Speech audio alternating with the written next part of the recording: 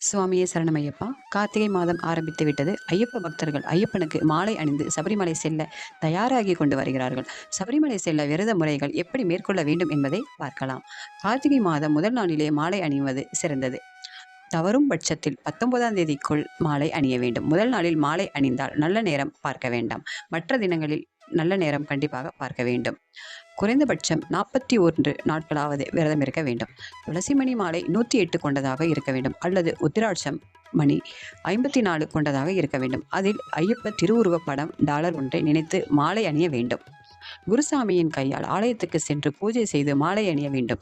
குருசாமி இல்லாத பட்சத்தில் கோவிலுக்கு சென்று கடவுள் பாதத்தில் மாலையை வைத்து பூசாரியிடம் தட்சணை கொடுத்து அர்ச்சனை செய்து ஐயப்பனை குருவாக நினைத்து மாலை அணிந்து கொள்ளலாம். இது எதுவும் முடியாத பட்சத்தில் தமது தாயின் ஆசீர்வாதத்துடன் அவர்களின் கையால் மாலை வாங்கி அணிந்து கொள்ளலாம். காலையில் சூரிய உதயத்திற்கு முன்பு, மாலையில் சூரியன் அஸ்தமனத்திற்கு பிறகு குளித்து நீராடி ஐயப்பனை மனதார நினைத்து சரணங்கள் கூற வேண்டும். ருத்ராட்சம் அல்லது துளசி மாலை 54 அல்லது 108 மணிகள் உடையதாக இருக்க வேண்டும்.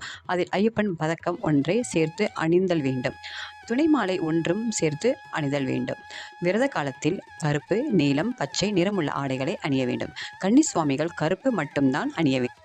காலை மாலை குளிர்ந்த நீரில் குளித்துவிட்டு ஐயப்பனிற்கு துளசி மாலை, பழம், கற்கண்டு போன்றவற்றில் ஒன்றை நிவேதனம் செய்து 108 சரணம் சொல்லி வழிபட வேண்டும். விரத காலத்தில் எவருடன் பேச நேர்ந்தாலும் பேச தொடங்கும் போது, பேசி முடிக்கும் போது சுவாமியே சரணமையப்பா என்றே கூற வேண்டும். மாலை அணிந்தால் விரதம் பூர்த்தியாகும் முன்னர் அதை எக்காரணம் கொண்டும் கழட்டக்கூடாது. விரத காலத்தில் பகலில் தூங்கக்கூடாது. இரவில் பாய், தலையணை போன்றவற்றை தவிர்த்து வஸ்திரத்தை விரித்து தூங்க வேண்டும். நீலம், கருப்பு, காவி, பச்சை நிறவேட்டி, சட்டை அணிய வேண்டும்.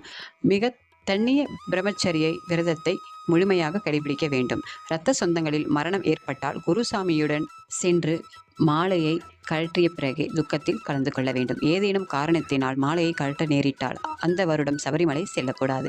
புகைப்பிடித்தல், மாமிசம், மது, மாது அறவே கூடாது. பெண் வயதுக்கு வந்த குழந்தை பிறந்த வீட்டிற்கோ செல்லக்கூடாது.